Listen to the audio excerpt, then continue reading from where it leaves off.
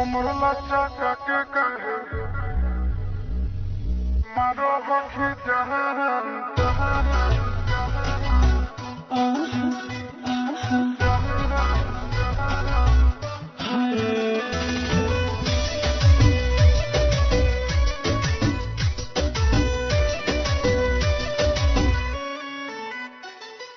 मैं हूँ चमक छलो रे साइड जरा चलो रे देख के जवानी मेरी हाथ नहीं मोलो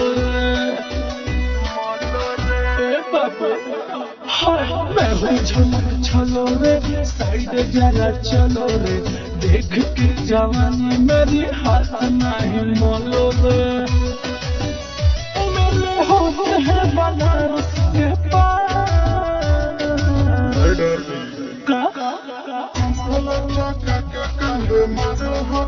चोली के सामान कर दे छोड़ मैदान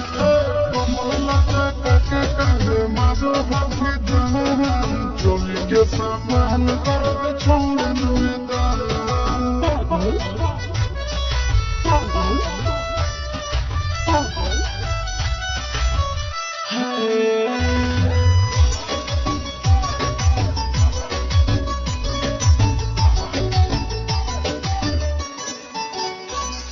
सजना रे लाडू कंगना रे मैं दिखा दूंगी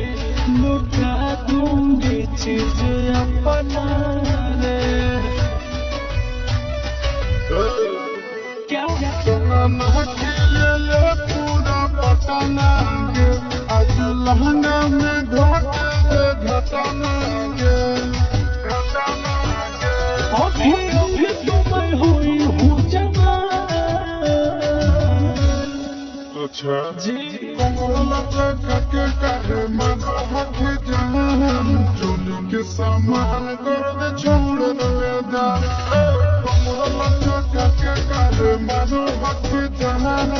चोली के सामान कर दे छोड़ मैदान झुमका लगाऊंगी ऐसे कि झुमका पे झाड़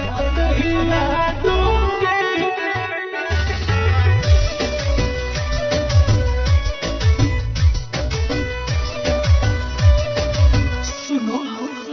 राना बाज राजा बजाओ बाजा मैं नाचूंगी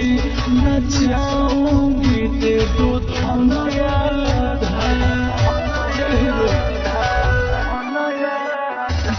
सब तोरे हम लहंगे